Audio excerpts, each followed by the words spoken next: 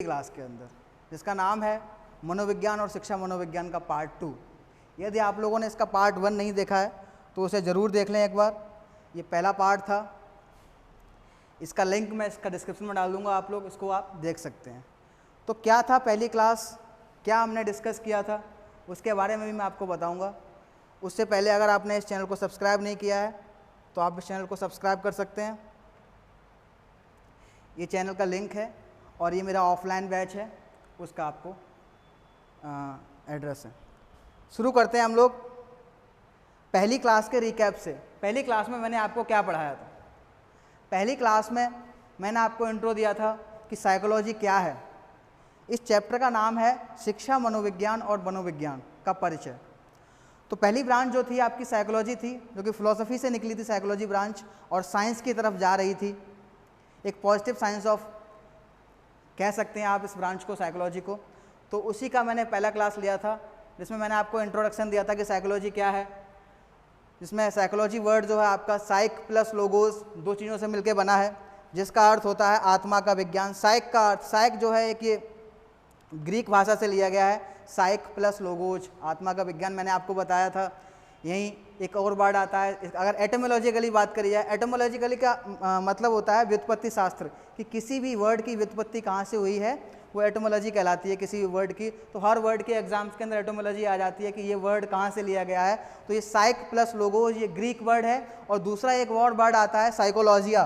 साइकोलॉजिया जो वर्ड है वो आपका लैटिन भाषा से लिया गया है। साइकोलॉजिया ये वर्ड आपका लैटिन भाषा से लिया गया है। तो कभी कभी क्वेश्चन आ जाता है कि साइकोलॉजिया अगर कहाँ से लिया गया है, तो आप कहोगे लैटिन से लिया गया है। और अगर कोई पूछे कि साइक प्लस लोगोज, आत्मा का विज्ञान, ये वर्ड कहाँ से लिया गया है, तो आप कहोगे ये ग्रीक भाषा से लिया गया। दूसरी बात मैंने आपको बताई थी कि साइकोलॉजी है क्या। तो पहली जो बात थी वो था आत्मा का अध्ययन। इसका अर्थ है कि स्टडी ऑफ सोल। किसने बताया था इसके बारे में? तो अरस्तु ने बताया था। दूसरी, जब ये अरस्तु फेल हो गया, ये आत्मा का अध्ययन का कॉन्सेप्ट फेल हो गया, तो दूसरा कॉन्सेप्ट आया था मस्तिष्क का अध्ययन, जिसके बारे में study of mind, John Locke और ग्रीक फिलोसफर पोम्पोनाजी ने उसके बारे में बताया था। और तीसरा जो बाद आया था, जब माइंड का फेल हो गया, तो चेतना का अध्ययन आता है, स्टडी ऑफ कॉन्शियसनेस, और इसके बारे में विलियम जेम्स ने बताया था, जो कि आप पहली क्लास में इसको देख सकते हैं। फिर जब इन तीनों चीज़ों से निकल के वुडवर्थ की डेफिनेशन जब साकार हुई, उन्होंने बोला था कि साइकोलॉजी यानी कि मनोविज्ञान ने पहले अपनी आत्मा खोई, फिर अपना मस्तिष्क, और अब चेतना को त्याग कर व्यवहार में समाये हुए है। तो मैंने स्टडी ऑफ बिहेवियर के बारे में बताया था। फिर मैंने नेचर ऑफ साइकोलॉजी बताया कि साइकोलॉजी का नेचर क्या है, पॉजिटिव साइकोलॉजी इसको कहा जाता है, पॉजिटिव साइंस की तरफ बढ़ रही है साइकोलॉजी। फिर मैंने साइंसेस की ब्रांच बताई थी, ब्रांचेज ऑफ साइकोलॉजी में मैंने आपको पैरासाइकोलॉजी और सब साइकोलॉजी के बारे में बताया था कि मेन प्योर साइकोलॉजी होती है कि अप्लाइड साइकोलॉजी होती है। तो उसी अप्लाइड साइकोलॉजी में मैंने आपसे कहा था कि जब साइकोलॉजी को आप अप्लाई करते हो शिक्षा के क्षेत्र में, तब एक नई ब्रांच निकल के आती है, उसको कहा जाता है एजुकेशनल साइकोलॉजी। और वही पार्ट 2 आज आपका क्या है, एजुकेशनल साइकोलॉजी के बारे में डिस्कस करेगा। और इस एजुकेशनल साइकोलॉजी को मैं स्टार्ट कर रहा हूँ। उससे पहले मैंने आपसे कहा था कि मैं वादा किया था मैंने कल आपको कि मैं आपको सारे फिलोसफर, सारे एजुकेशनिस्ट के बारे में बताऊंगा। तो उन एजुकेशनिस्ट के बारे में आप एक बार समझ लीजिए। कोई नहीं बताता है कि कब ये पैदा हुए, तो हमें ये भी नहीं पता होता है कौन किसके बाद आया है। तो उसको लेकर मैंने एक टाइमलाइन बनाई है। इस टाइमलाइन को आप समझ सकते हो। इस टाइमलाइन में मैंने कई लोगों के नाम लिए हैं, जितने भी एजुकेशनिस्ट हैं, जितने भी फिलोसोफर हैं, क्योंकि आपकी एजुकेशन जो ब्रांच है वो फिलोसफी से ही निकली है। तो फिलोसोफर ने क्या क्या बोला है, तो उसको लेकर मैंने एक स्लाइड बनाई है। इस स्लाइड में आपको कई एजुकेशनिस्ट के बारे में बताऊँगा। तो पहली जो फिलोसोफर माने जाते हैं जिन्होंने एजुकेशन और सबके मामले में बात करी है, वो थे सुकरात यानी कि सोक्रेटिस। ये ग्रीस के रहने वाले थे, जिन्होंने प्रश्नोत्तर विधि के बारे में बताया है। और ये सोक्रेटिस जो है 470 से लेकर 399 BC बिफोर क्राइस्ट इनका जन्म हुआ। ये इनका लाइफ स्पान है, तब उन्होंने काम किया था। इन्हीं सोक्रेटिस के शिष्य थे प्लेटो थे। प्लेटो ने शिक्षा के क्षेत्र में काफ़ी काम किया, शिक्षा मनोविज्ञान के बारे में बात करी। अरिस्टोटल, अरस्तु ने, जैसा कि आपको बताया था, आत्मा का विज्ञान अरस्तु ने बोला था। ये सोक्रेटिस के शिष्य प्लेटो थे, प्लेटो के शिष्य कौन थे? अरस्तु, यानी कि अरिस्टोटल। उसके बाद एक वर्ड मैंने कल लिया था आपको, पोम्पोनाजी। जब मैं आपको माइंड पढ़ा रहा था, माइंड का अध्ययन बता रहा था कि साइकोलॉजी, तो पोम्पोनाजी वर्ड लिया था। उनका नाम था पिएट्रो पोम्पोनाजी, जो कि इटली के रहने वाले थे। और काफ़ी समय बाद, इन तीनों के काफ़ी समय, यानी कि 1465 से लेकर 1525 AD के अंदर, एना डोमिनी के अंदर इनका जन्म हुआ था। जॉन एमोस कॉमेनियस, ये चेक रिपब्लिक के रहने वाले थे। इनका जन्म 1592-1670 के बीच में हुआ था। तो कॉमेनियस, पोम्पोनॉजी और जॉन लॉक, और आप रूसो वगैरह भी साथ साथ थे। तो अगले नाम आता है आपका John Locke. John Locke English थे, अंग्रेज थे, इंग्लैंड के रहने वाले थे।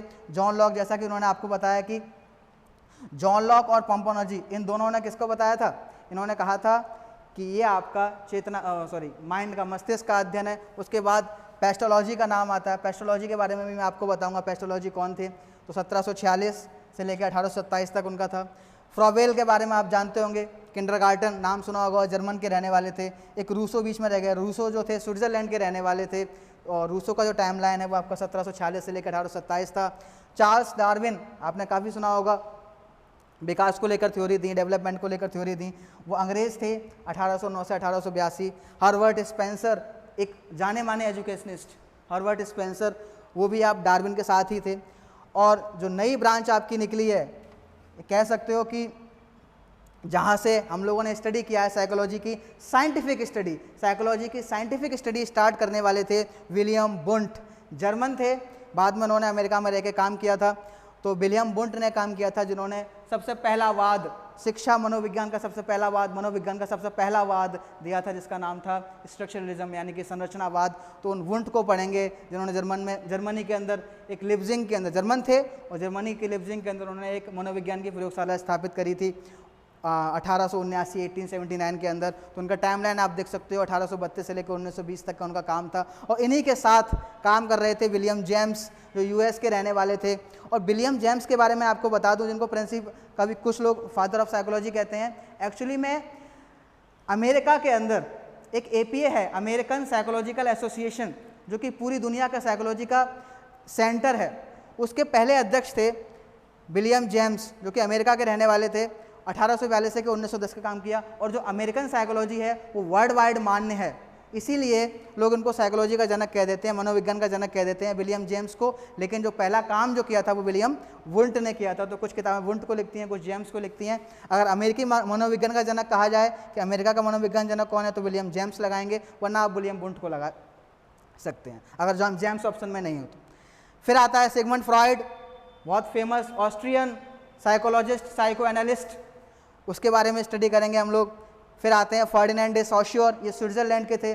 फर्डिनेंड डे सॉश्योर के बारे में आपको पता होगा, ये एक बहुत अच्छे फादर ऑफ लिंग्विस्ट कहा जाता है, भाषाविद कहे जाते हैं, भाषा विज्ञान के जनक कहे जाते हैं। इनके बारे में हम स्टडी करेंगे। आगे कुछ लोगों के और नाम मैं आपको बताता हूँ। मैकमिलन सिस्टर्स, अगर बच्चों को पढ़ाने की बात आती है तो मैकमिलन सिस्टर्स का नाम आता है। 2 बहनें थी, रचेल और एलिजाबेथ मैकमिलन। उन्होंने 1859 से लेकर 1970 तक काम किया था। जॉन डीवी, जो कि यूएस के रहने वाले थे। वुडवर्थ जो थे, जिन्होंने कॉन्सेप्ट दिया था कि आत्मा खोई, फिर मस्तिष्क खोया, फिर चेतना को त्याग कर व्यवहार में समाये हुए हैं, वो 1869 से लेके। मारिया मॉन्टेसरी का नाम सुना होगा, इटली की रहने वाली थी, रोम यूनिवर्सिटी की टीचर थी वो। थॉर्नडाइक, जिन्होंने बाद में आके अपने कुछ बच्चों के लिए स्कूल खोले। थॉर्नडाइक और यूएस के रहने वाले थे, जिन्होंने फादर ऑफ एजुकेशनल साइकोलॉजी कहा जाता है, क्योंकि साइकोलॉजी का उन्होंने मैक्सिमम यूज किया था थॉर्नडाइक ने, जिन्होंने कई सारी थ्योरी, लर्निंग की थ्योरीज दी थी, वो थॉर्नडाइक हैं। कार्ल्स जंग, जो कि फ्रॉइड के शिष्य थे, वो भी स्विट्जरलैंड के निवासी थे। जॉन ब्रॉडर्स वाटसन, जेबी वाटसन के बारे में आप जानते हैं। वाइगोस्की, यानी कि वाइगोस्की कहाँ के थे, रशिया के थे। और वाइगोस्की ने क्या दिया था, वाइगोस्की ने दिया था सामाजिक सिद्धांत, ZPD का जो कॉन्सेप्ट आप पढ़ते हैं, जो आगे क्लास में आपको पढ़ाऊंगा। उसके बाद स्किनर का आप नाम देखते होंगे। स्किनर के बाद जीन पियाजे और वाइगोस्की, दोनों आप अगर आप देखेंगे तो दोनों का जो बर्थ ईयर है वो सेम है, 1896 और 1896, और दोनों में काफ़ी सिमिलरिटीज़ भी है वाइगोस्की और पियाजे के अंदर। इसके बाद स्किनर का नाम आता है। स्किनर जो थे, इन्होंने कई थ्योरीज दी थी, वो यूएस के रहने वाले थे। पियाजे स्विट्जरलैंड के थे। बेंडूरा कनाडा के पैदा हुए थे, यूएस में उन्होंने काम किया था। 2 सिटीजन थी, कनाडा और यूएस के थे। इसके बाद जो अभी हाल फिलहाल में बेंडूरा जी का निधन हुआ था, ठीक है, 2021 में ही। फिर बात करते हैं जो modern linguist, father of modern linguist कहलाते हैं, नोआम चॉम्स्की, यूएस के रहने वाले हैं। इनकी किताबें आजकल बहुत पढ़ी जाती हैं। नोआम चॉम्स्की अच्छे भाषाविद के साथ साथ अच्छे पॉलिटिकल एनालिस्ट भी हैं, इनकी किताबें काफ़ी फेमस हैं। हार्वर्ड गार्डनर जो हैं, इन्होंने बहुबुद्धि सिद्धांत जो दिया था, जिसमें 8 बुद्धियों की बात करते हैं, 9वीं अस्तित्व पर काम कर रहे हैं। तो ये जो ओवर गार्डनर इनका काम आज भी चल रहा है। तो इन सब के बारे में हम अध्ययन करेंगे आगे। तो ये मैंने एक टाइमलाइन आपको बताई जो आपको फ़ायदा पहुंचाएगी क्लास के अंदर, ठीक है। आगे डिस्कस करते हैं हम लोग आज की क्लास, जो मैंने आपको कहा था कि एजुकेशनल साइकोलॉजी क्या होता है, शिक्षा मनोविज्ञान। शिक्षा मनोविज्ञान की शुरुआत कैसे हुई, तो हम देखते हैं कि प्लेटो और रूसो, जिसमें टाइमलाइन में मैंने आपको बताया कि इन लोगों ने शिक्षा मनोविज्ञान के बारे में बात कही होगी। बाद में पेस्टोलॉजी जो थे, पेस्टोलॉजी के बारे में आपको बताया, टाइमलाइन में देख लेना कि कब से कब का उनका वर्क था।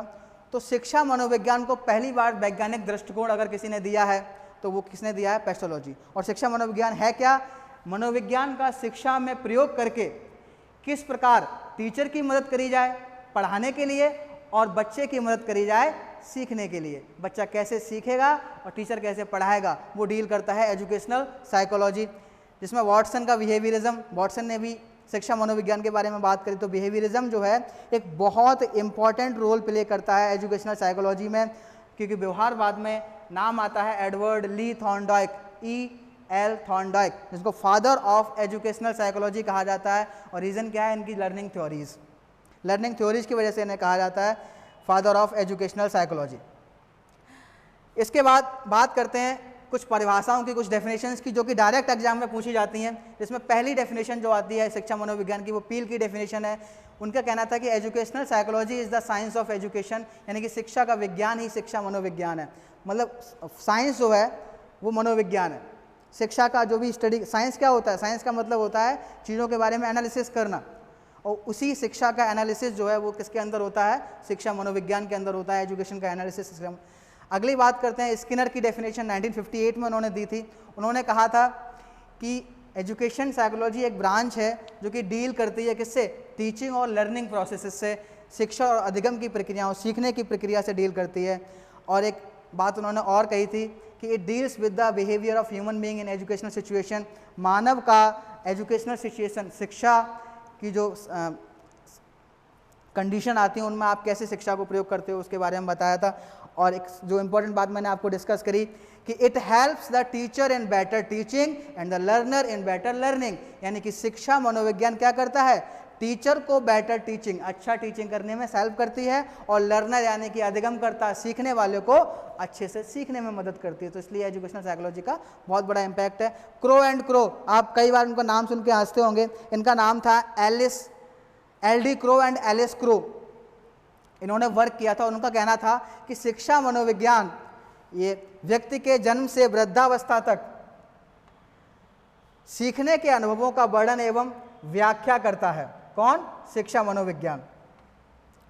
According to LD Crow and Alice Crow, educational psychology describes and explain the learning experiences of an individual from birth through old age, यानी कि जन्म से लेकर ओल्ड एज तक जो भी व्यक्ति सीखता है वही उसका क्या है, शिक्षा मनोविज्ञान है। मोस्ट इंपॉर्टेंट डेफिनेशन है, एग्जाम के अंदर पूछी जा सकती है ये आपसे डेफिनेशन, ठीक है। तो ये था आपका डेफिनेशन शिक्षा मनोविज्ञान की। इसके बाद हम बात करते हैं शिक्षा मनोविज्ञान की प्रकृति, कि शिक्षा मनोविज्ञान की प्रकृति क्या है, nature of educational psychology and characteristic of educational psychology. तो सबसे पहली बात है कि educational psychology is a social science, शिक्षा मनोविज्ञान सामाजिक विषय है, सामाजिक विज्ञान है। क्योंकि जो शिक्षा मनोविज्ञान है या मनोविज्ञान है फिलॉसफी से ही आया है, और फिलॉसफी किससे डील करती है, फिलॉसफी का अर्थ होता है सोशल साइंस। तो क्वेश्चन आता है एग्जाम के अंदर, क्या साइकोलॉजी एजुकेशनल शिक्षा मनोविज्ञान सोशल साइंस है, तो बिल्कुल ये एक सामाजिक यानी कि आर्ट का सब्जेक्ट भी है। शिक्षा मनोविज्ञान आर्ट भी है और साइंस भी है, इस चीज़ को ध्यान रखना आप लोग। Educational psychology is the science of learning and teaching. Psychology क्या है, ये विज्ञान है किसका, अधिगम करने का और पढ़ाने का, सीखने का और सिखाने का, टीचिंग करने का। Educational psychology is an applied science, जैसा कि मैंने आपको कल बताया था कि एजुकेशनल साइकोलॉजी जो है साइकोलॉजी की एक अप्लाइड ब्रांच है, जिसको आप व्यवहारिक रूप से अप्लाई कर सकते हो। तो व्यवहारिक विज्ञान भी क्या है, एजुकेशनल साइकोलॉजी है। इसको कैसे व्यवहार में लाया जाता है, तो बच्चों को कैसे पढ़ाया जाए, कैसे बच्चों की साइकोलॉजी को समझा जाए, उनकी रुचि को समझा जाए, उस रुचि के अनुसार पढ़ाना ही क्या कहलाता है, एजुकेशनल साइकोलॉजी कहलाता है। इसके बाद एक educational psychology deals with the development of child, जो आप लोग को आगे मैं क्लास पढ़ाऊंगा कि बाल विकास, और उस बाल विकास में क्या क्या होता है, बच्चे का मोरल डेवलपमेंट होता है, बच्चे का स्पिरिचुअल यानी कि आध्यात्मिक विकास होता है, बच्चे का मेंटल डेवलपमेंट संज्ञानात्मक विकास होता है, बच्चे का इमोशनल डेवलपमेंट होता है, भावात्मक विकास होता है, और बच्चे का सामाजिक विकास, सोशल डेवलपमेंट, ये आपके आगे चल के चैप्टर्स बनेंगे। वाइगोत्स्की, पियाजे, कोहलबर्ग सब इसी में आएंगे, उनको बारे में डिस्कस किया जाएगा, मैस्लो का नाम आएगा। तो ये आपका साइकोलॉजी था जो कि डेवलपमेंट से डील करता है। और educational psychology is a growing science, ये एक बढ़ता हुआ विज्ञान है, आज का विज्ञान है एजुकेशनल साइकोलॉजी। और ये ही आज आपको क्या पढ़ना है, कैसे सिखाना है, वो सब एजुकेशनल साइकोलॉजी के अंतर्गत आता है। बात करते हैं हम लोग, ये एक किताब से लिया गया है। उस किताब में भी आप अगर टेक्स्ट बुक पढ़ेंगे तो टेक्स्ट बुक में आपको मालूम पड़ेगा कि शिक्षा मनोविज्ञान की, वहीं से मैंने वो स्लाइड आपकी प्रिपेयर की थी। तो मैं कहता हूँ टेक्स्ट बुक जरूर पढ़िए, टेक्स्ट बुक में सब कुछ लिखा हुआ है, टेक्स्ट बुक में क्या होता है क्या नहीं होता है। आगे हम बात करें तो शिक्षा मनोविज्ञान के क्या क्या क्षेत्र हैं, स्कोप ऑफ एजुकेशनल साइकोलॉजी। तो पहली बात आती है डेवलपमेंट एंड हेरिडिटी, यानी कि विकास एवं वंशानुक्रम। ये आप देख रहे होंगे, ये आपको अगर आप ध्यान से देखेंगे तो ये चैप्टर्स हैं, और इनको आपको मुझे पढ़ाना है इन चैप्टर्स को, और वो शिक्षा मनोविज्ञान के ही क्षेत्र बन जाते हैं, वही क्षेत्र आपके चैप्टर बन जाते हैं कि शिक्षा मनोविज्ञान कहाँ काम करेगा, बच्चों के विकास में, उनके वंशानुक्रम को समझने में, बच्चों की अधिगम प्रक्रिया को समझने में, पर्सनैलिटी यानी कि व्यक्तित्व को समझने में, बच्चे या बड़े किसी का भी हो सकता है। यहाँ चूँकि एजुकेशनल साइकोलॉजी है वो बच्चों से डील करती है, मेंटल हेल्थ, बच्चों का मानसिक स्वास्थ्य समझना है, क्या उनका मन है भी कि नहीं है पढ़ने का, क्या चाह रहे हैं, बाहर पढ़ना चाह रहे हैं कि अंदर क्लास के अंदर पढ़ना चाह रहे हैं, तो उसको समझना। मेजरमेंट एवोल्यूशन, बच्चों का मापन मूल्यांकन, यहाँ कि बच्चे कितना सीखे हैं, जितना हमने पढ़ाया है वो कितना सीख पाए हैं कि नहीं सीख पाए हैं, वो मापन और मूल्यांकन के अंतर्गत आता है। करिकुलम डेवलपमेंट, पाठ्यक्रम निर्माण होता है कि कैसे सिलेबस को डिज़ाइन किया जाएगा।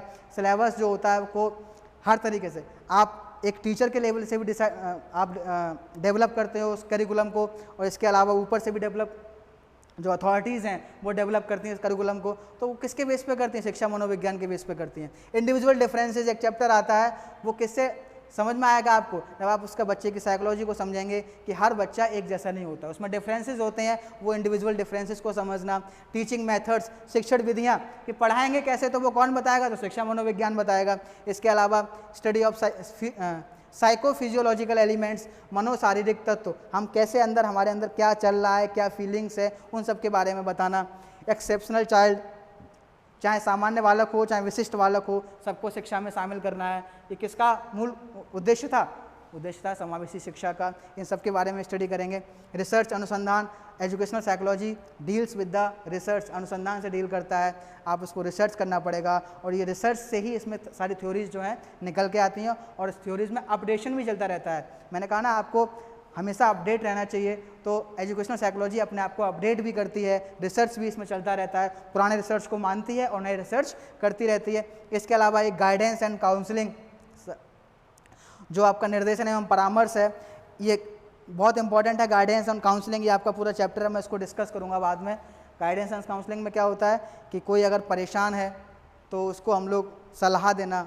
आपने देखा होगा कि हम साइकोलॉजिस्ट के पास जाते हैं कि कोई डिप्रेशन से जूझ रहा है, कोई परेशान है, तो वो सब निर्देशन और परामर्श देना किसके अंतर्गत आता है। अब यहाँ शिक्षा मनोविज्ञान है तो बच्चों का, बच्चे भी क्या है, बच्चे थक जाते हैं, बच्चे हार जाते हैं, बच्चे परेशान, बच्चे फेलियर का सामना करते हैं, तो उस फेलियर के अंदर कैसे डील किया जाए, वो निर्देशन एवं परामर्श में आता है। ठीक है, आगे हम बात करें तो ये भी मैंने आप इसको देख सकते हैं, स्लाइड से ही लिया गया है।